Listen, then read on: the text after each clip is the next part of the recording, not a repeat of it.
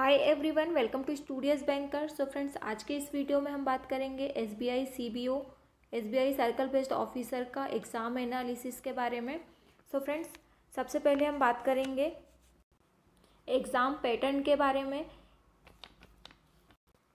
उसके बाद हम देखेंगे टाइप्स ऑफ क्वेश्चंस, किस टाइप के क्वेश्चंस एग्ज़ाम में पूछे गए थे। फिर हम बात करेंगे डिस्क्रिप्टिव सेक्शन की। यहाँ हम देखेंगे ऐसे राइटिंग एंड लेटर राइटिंग के लिए कौन सा टॉपिक था, किस टॉपिक पे ऐसे राइटिंग एंड लेटर राइटिंग करनी थी। सो वीडियो स्टार्ट करते हैं। तो फ्रेंड्स, सबसे पहले देखते हैं एग्ज़ाम पैटर्न। यहाँ पे 100 क्वेश्चंस थे, 200 मार्क्स के। हर एक क्वेश्चन 2-2 मार्क्स का था। तो सबसे पहले देखते हैं जनरल इकोनॉमी बैंकिंग अवेयरनेस से 30 क्वेश्चंस थे, 60 मार्क्स के। इसके लिए सेक्शनल टाइमिंग थी 30 मिनट। इसी प्रकार से data analysis and interpretation means ये हमारा था मैथ्स का सेक्शन। इसमें 20 क्वेश्चंस थे, 40 मार्क्स के। इसके लिए भी सेक्शनल टाइमिंग थी 30 minute. Reasoning and computer aptitude के लिए 30 क्वेश्चंस थे, 60 मार्क्स के। सेक्शनल टाइमिंग थी 30 मिनट। इसी प्रकार से इंग्लिश लैंग्वेज के लिए 20 क्वेश्चंस थे, 40 मार्क्स के एंड सेक्शनल टाइमिंग थी 30 मिनट। इस प्रकार से टोटल 100 क्वेश्चंस 200 मार्क्स के एग्ज़ाम में पूछे गए थे। अब बात करते हैं डिस्क्रिप्टिव सेक्शन की। इसमें एक लेटर राइटिंग था एंड एक ऐसे लिखने के लिए था 250 वर्ड्स में। दोनों के एक एक क्वेश्चंस करने थे एंड इसके लिए मार्क्स थे 25 मीन्स टोटल 50 मार्क्स का डिस्क्रिप्टिव था एंड इसके लिए टाइमिंग था 30 मिनट। अब बात करते हैं एग्ज़ाम में किस टाइप के क्वेश्चंस पूछे गए थे। सबसे पहले बात करते हैं रीजनिंग सेक्शन की। इसमें पजल एंड सीटिंग अरेंजमेंट से 20 क्वेश्चंस देखने को मिले थे। एक पजल थी लीनियर, एक थी सर्कुलर,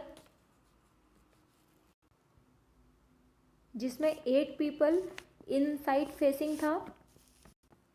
एक पजल थी day based and 1 puzzle is from month based puzzle. Blood relation से 3 क्वेश्चंस देखने को मिले थे। सिलॉग से 4 क्वेश्चंस आए थे एंड मिसलेनियस पोर्शन से 4 क्वेश्चंस देखने को मिले थे। इस प्रकार से टोटल 30 क्वेश्चंस 60 मार्क्स का रीजनिंग में पूछा गया था। अब देखते हैं मैथ्स का पोर्शन। मैथ सेक्शन में डीआई से 20 क्वेश्चंस थे, 40 मार्क्स के। इसमें एक डीआई पूछी गई थी CP and SP based, cost price and selling price based एक डीआई थी। एक डीआई थी टेबुलर प्लस पाई चार्ट, एक पाई चार्ट दिया हुआ था एंड उसी पर बेस्ड एक टेबल दी हुई थी। एक डीआई थी पार्टनरशिप से एंड एक कैशलेट डीआई एग्ज़ाम में पूछी गई थी। अब बात करते हैं इंग्लिश सेक्शन में क्या आया था।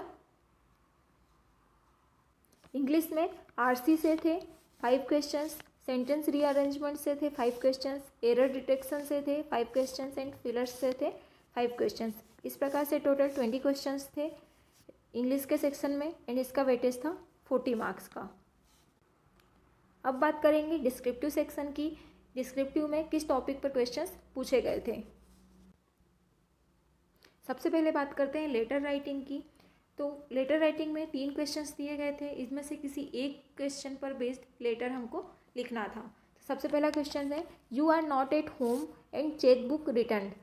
आपकी चेक बुक आई हुई थी पोस्ट के थ्रू आपके घर में, वो आप घर में नहीं थे, इस वजह से वापस हो गई। तो इसके लिए एक लेटर लिखना था पोस्ट मास्टर को।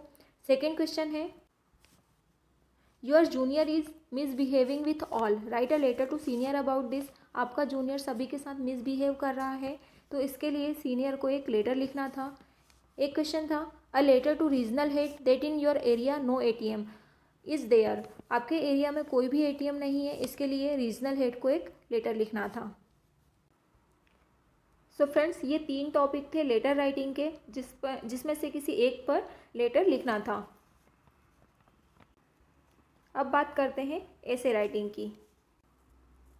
ऐसे राइटिंग में भी 3 टॉपिक दिए हुए थे, इसमें से किसी एक टॉपिक पर ऐसे लिखना था।